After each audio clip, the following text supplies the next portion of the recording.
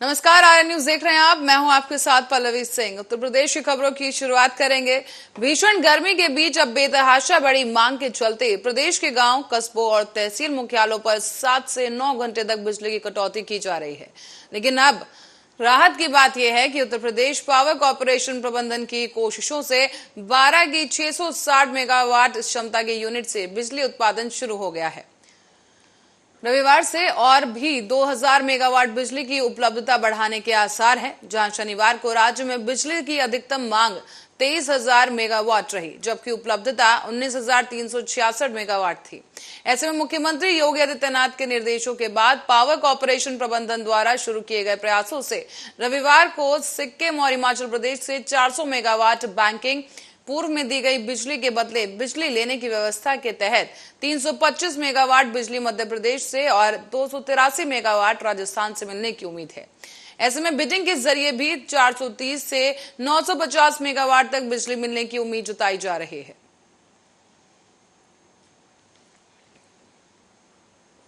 और प्रदेश के वित्त और संसदीय कार्य मंत्री सुरेश खन्ना औचक निरीक्षण करने के लिए निकले। जहां उन्होंने साफ सफाई का निरीक्षण किया, तो वहीं उनके साथ नगर आयुक्त अजय द्विवेदी और महापौर संयुक्ता भाटिया मौजूद रहे।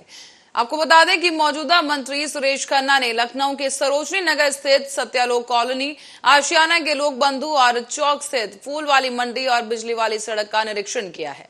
साथ ही शहर में कई शौचालयों की साफ सफाई का भी निरीक्षण किया गया। फूल वाली मंडी, सत्यालोक कॉलोनी, लोक बंधु हॉस्पिटल के पास मिली गंदगी पर नाराजगी भी जताई गई।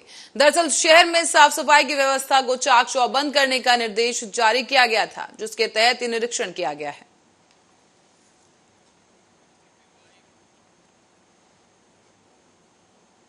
और लखीमपुर खीरी में स्वास्थ्य विभाग की घोर लापरवाही सामने आई, जिसके तहत कोविड का टीका लगवाने गए एक व्यक्ति को रेबीज का टीका लगा दिया गया। इसके बाद पीड़ित व्यक्ति ने पुलिस और जिलाधिकारी को प्रार्थना पत्र देकर न्याय की गुहार लगाई है। तो वहीं गलत टीका लगवाने के बाद से ही पीड़ित डरा हुआ है। सामुदायिक स्वास्थ्य केंद्र फूल बेहड़ा का यह मामला बताया जा रहा है।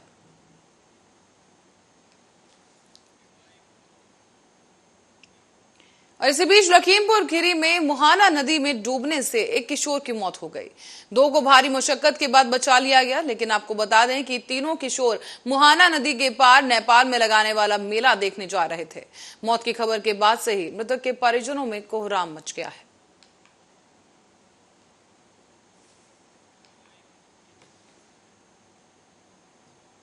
और आगरा से एक बड़ी खबर सामने आई है, जिसके तहत बरौली अहिर बिजली घर पर तैनात विद्युत विभाग के जेई को धमकी दी गई। यहाँ आपको बता दें कि विद्युत चोरी करते पकड़े जाने पर तिलमिलाए हुए आरोपियों ने फोन कर धमकाना शुरू कर दिया है। साथ ही अश्लील गालियां देते हुए 1 महीने में जान से मारने की धमकी भी दे डाली। ये पूरा मामला थाना ताजगंज के ग्राम खेड़ा पंचगई का बताया जा रहा है। फिलहाल जेई धर्मेंद्र कल्याण ने थाना ताजगंज में तहरीर दी, पर इसी बीच धमकी का एक ऑडियो जो है वो भी सोशल मीडिया पर वायरल हो गया है। मामला ये है कि राजेश पुत्र देशराज सिंह के नाम से एक चक्की का कनेक्शन है, जिस पर उन्होंने लगभग 2 साल से बिल जमा नहीं किया था। बिल बकाया हो गया था। इस समय जो रेवेन्यू का टारगेट है बहुत ज़्यादा है, तो उच्च अधिकारियों के आदेशानुसार हम एक बार उसका डिसकनेक्शन करके आए बकाया बिल पर, लेकिन उन्होंने तुरंत ही केबल जोड़ ली वो। फिर मैं अपने उपखंड अधिकारी अरविंद कुमार जी के साथ, बरौली हिर में हैं, उनके साथ में 11 तारीख को जो उनका मीटर होता है ना बकाये पर, वो मीटर उतार के लाए और उसकी हमने पीडीसी कर दी। जब बकाये पर मीटर उतर जाता है तो उसका कनेक्शन नहीं रहता है उसका, तो फिर वो लगातार चोरी चला रहा था वो। इस चीज़ की सूचना किसी मुखबिर ने आगरा की जो विजिलेंस टीम है उसको दे दी। विजिलेंस की टीम आई और टीम ने आके उस पर चोरी का मुकदमा दर्ज कर दिया। इसी चीज़ से क्रोधित होकर राजेश पुत्र देशराज सिंह ने मुझे जान से मारने की धमकी दी है। मुझे 1 महीने के अंदर अंदर उसने बोला है कि मैं तुझे 25 मई तक खत्म कर दूंगा। तो वहीं प्रदेश के मुखिया योगी आदित्यनाथ के द्वारा परिषदीय विद्यालयों की दशा सुधारने और छात्रों की संख्या बढ़ाने के लिए करोड़ों रुपए सालाना खर्च किए जाते हैं, लेकिन इस वीडियो में हकीकत कुछ और ही बयां करती दिख रही है। ये वीडियो ग्राम सभा पलिया कला के मुकर्रम गांव का है, जहां स्कूली बच्चों से स्कूल में झाड़ू और नाली साफ कराए जाने का वीडियो है।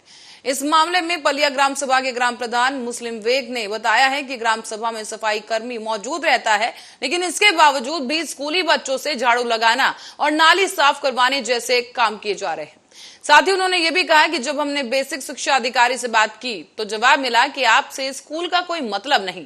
इतना तक नहीं बोले, साहब ने आगे कहा कि आपको जो करना है कर लीजिए। इस बाबत सेल फोन के माध्यम से बेसिक शिक्षा अधिकारी से ये वार्ता की गई थी, जहां उन्होंने बताया कि प्रधान के अंदर ही तो सफाई कर्मी आते हैं, क्यों नहीं जाते स्कूल में सफाई करने। जी, मेरे यहाँ मेरे ग्राम सभा में एक गांव मुकरम है। वहाँ के मास्टर बच्चों को, जब बच्चे स्कूल जाते हैं तो वहाँ बुला करके बच्चों से लैट्रिन की नाली साफ़ कराना, हैंड पाइप की नाली साफ़ कराना, झाड़ू लगवाना, ये सब कार्यक्रम करते हैं। गांव का एक आदमी गया और पूछने लगा कि ऐसा क्यों करते हैं हमारे साहब, तो उससे उलझ भी गए और मेरे यहाँ इसका शिकायत मिला। हमने सफाई कर्मी से पूछा कि तुम जाते हो कि नहीं जाते हो। सफाई कर्मी बोलता है भैया हम 24 घंटा वहीं रहते हैं। जब हमारा जो है ड्यूटी रहता है, स्कूल जब तक से बंद नहीं हो जाती तब तक से हम रहते हैं। उसके बाद बेसिक शिक्षा अधिकारी के यहाँ से एक आदमी गया पता करने के लिए, तो वहाँ सफाई कर्मी मौजूद था। तो हमने इसका शिकायत जो है करने के लिए गए बेसिक सर के यहाँ। तो मैंने कहा तो बोले कि देखिए भैया ऐसा कुछ नहीं हो सकता, हम जो है कुछ नहीं कर सकते, ये सुप्रीम कोर्ट का आदेश है, हम जो है ट्रांसफ़र या कुछ कर नहीं सकते मार साहब का। तो मास्टर साहब पहले से ही कह रहे थे कि हम बेसिक शिक्षा अधिकारी को, ऊपर अधिकारियों को पैसा देते हैं, इसलिए हमारा कोई कुछ बिगाड़ नहीं सकता, कुछ कर नहीं सकता। तो इसीलिए वो बच्चों से झाड़ू करवाते हैं, नाली साफ करवाते हैं। जी मेरे तो वहीं महाराजगंज के नौतनवा थाना क्षेत्र पर तैनात दीवान गंगोत्री यादव का एक वीडियो वायरल हो रहा है। इसमें वो सुबह अर्धनंग अवस्था में थाने में घूमते नजर आ रहे हैं। यहाँ आपको बता दें कि थाने में महिला पुलिसकर्मी भी मौजूद हैं। तो वीडियो में साफ देखा जा सकता है कि किस अवस्था में ये थाने में घूमते नजर आ रहे हैं।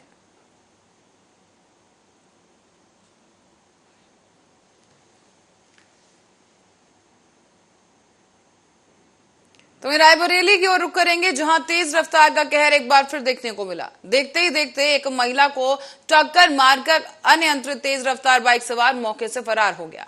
आपको बता दें कि पूरी घटना थाना खिरोज क्षेत्र के अंतर्गत बरौला ग्राम के चौधराइन के पूर्वा की है, जहां पर 13वीं के कार्यक्रम में शामिल होने जा रही महिला को बाइक ने टक्कर मार दी।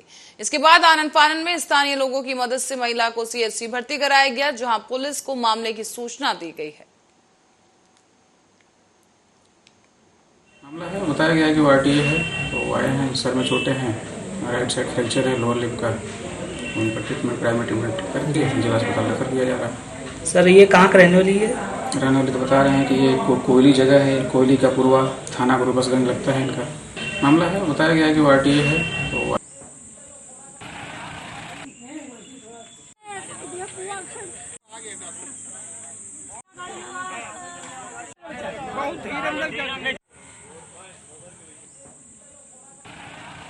और इसी बीच एक बड़ी खबर से आपको रूबरू करा दें। यहां रायबरेली से खबर सामने आ रही है, जहां पर बड़ा हादसा हो गया है। दरअसल घर पर खाना बनाते समय सिलेंडर लीक हुआ और सिलेंडर लीक होने की वजह से बड़ी दुर्घटना घट गई है। सिलेंडर लीक होने के कारण आग लगी और इस आग में 3 लोग गंभीर रूप से झुलस गए हैं। हालांकि आपको बता दें कि एक दिन बाद घर पर बेटी की बारात आनी थी, जिसको लेकर तमाम तैयारियां चल रही थी और इसी दौरान यह हादसा हो गया है। तो वहीं आपको बता दें कि इस हादसे के बाद एम्बुलेंस की मदद से सभी घायलों को अस्पताल पहुंचा दिया गया है। इसमें तीनों घायलों का अस्पताल में इलाज चल रहा है। हरचंदपुर थाना क्षेत्र के कठवारा गांव का यह पूरा मामला बताया जा रहा है।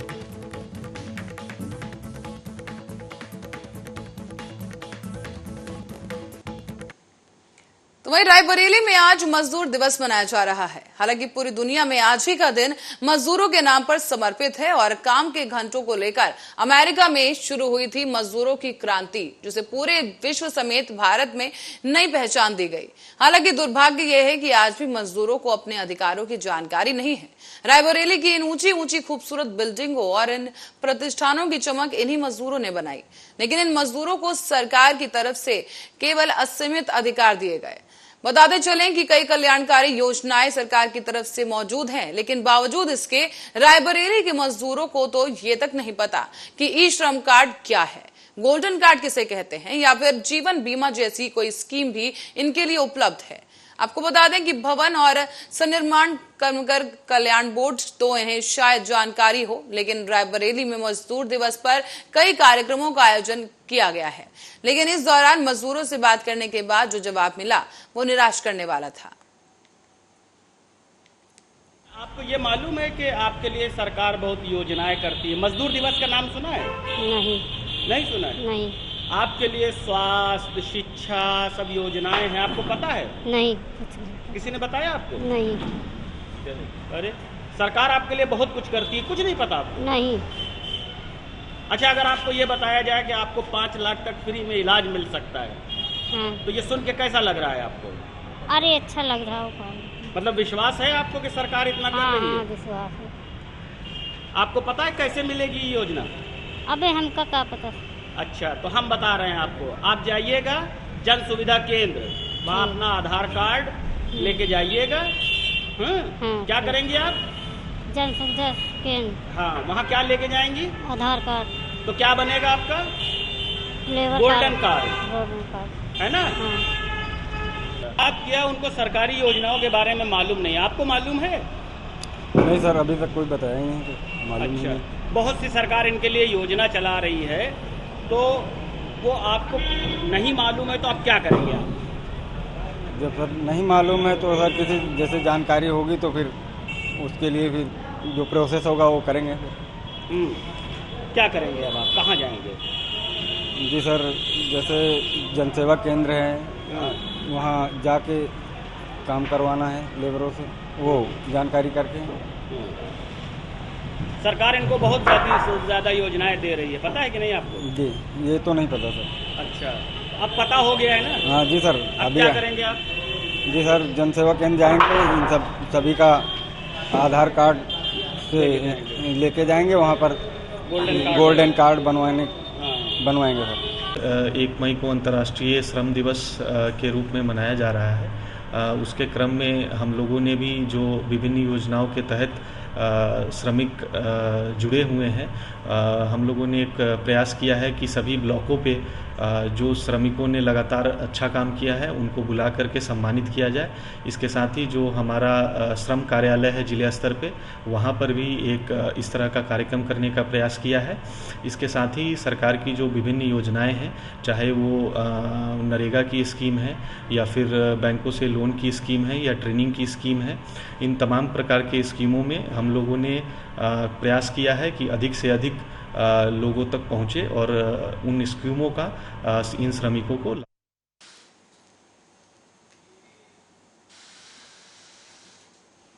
और रायबरेली के सिविल लाइन चौराहे पर एक युवक जबरन युवती को पकड़कर ले जाता हुआ नजर आया, जिसके बाद लथांसिया लोगों ने फौरन ही पुलिस को सूचना दी और सूचना के बाद मौके पर पहुंची पुलिस ने दोनों आरोपियों को पकड़कर एंटी रोमियो टीम के हवाले कर दिया है। आप भी देखिए किस तरीके से पुलिस की कार्रवाई यहां पर की जा रही है और भारी जत्था यहां पुलिस का देखने को मिला, जिन्होंने एंटी रोमियो स्क्वाड के साथ ये कार्रवाई की।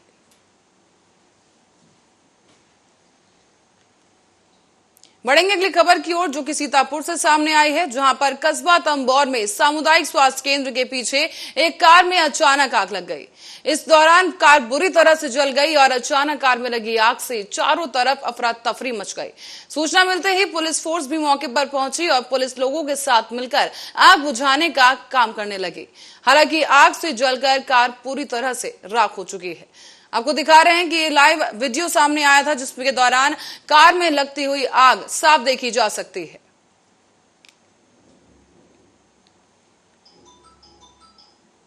तो वहीं बिजनौर की ओर रुख करेंगे, जहां कस्बा शेरकोट में प्रेम प्रसंग के चलते एक शख्स अपने साडू की चाकू से गोदकर हत्या कर दी और मौके से फरार हो गया।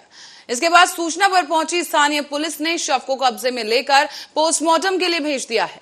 तो वहीं वारदात के 12 घंटे के अंदर ही पुलिस ने आरोपी को घटना में उपयोग किए गए चाकू समेत गिरफ्तार कर लिया है। बताया यह भी जा रहा है कि हत्या आरोपी शमशाद और उसके साडू शहजाद में काफी समय से विवाद चल रहा था। हालांकि शहजाद को शक था कि शमशाद और उसकी पत्नी के बीच प्रेम प्रसंग चल रहा है, जिसके चलते शहजाद ने उस वक्त घटना को अंजाम दिया जब शमशाद अपने ही घर की सीढ़ियों पर बैठा था और सरेआम रोड पर बेरहमी के साथ चाकू से गोदकर हत्या कर दी गई। इसी बीच एसपी डॉक्टर धर्मवीर सिंह ने हत्या का खुलासा करते हुए प्रेम प्रसंग के चलते हत्या किए जाने का खुलासा कर दिया है।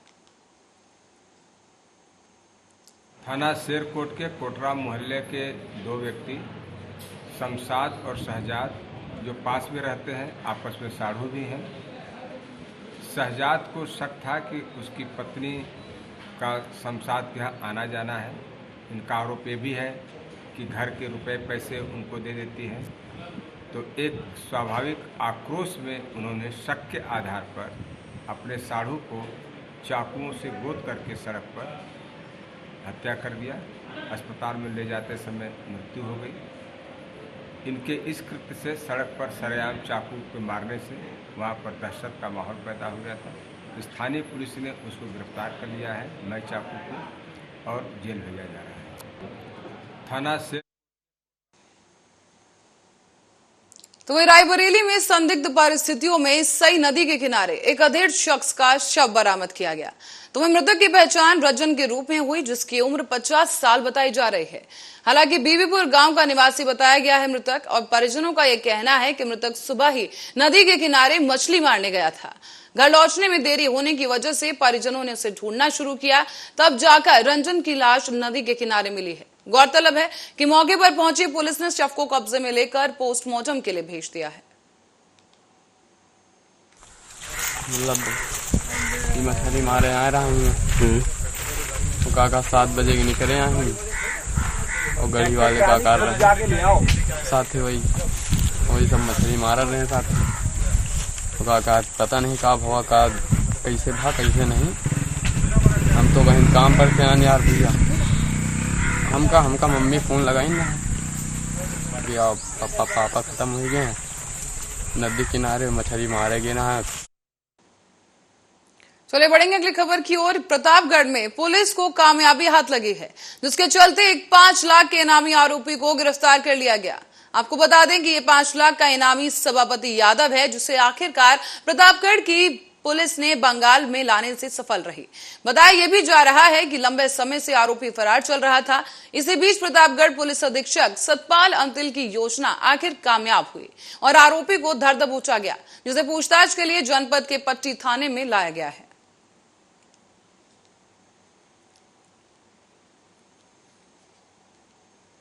हरदोई में तेज रफ्तार का कहर एक बार फिर सामने आया है, जिसके चलते तेज रफ्तार ट्रक ने बाइक सवार 4 लोगों को रौंद डाला। इस दुर्घटना में 3 लोगों की मौत हो गई, जबकि 5 साल की एक बच्ची गंभीर हालत में अस्पताल लाई गई। इसे इलाज के लिए जिला अस्पताल रेफर कर दिया गया है। साथ ही आपको बता दें कि यह पूरा मामला शाहबाद कोतवाली के मोहल्ला गढ़ी के पास का है।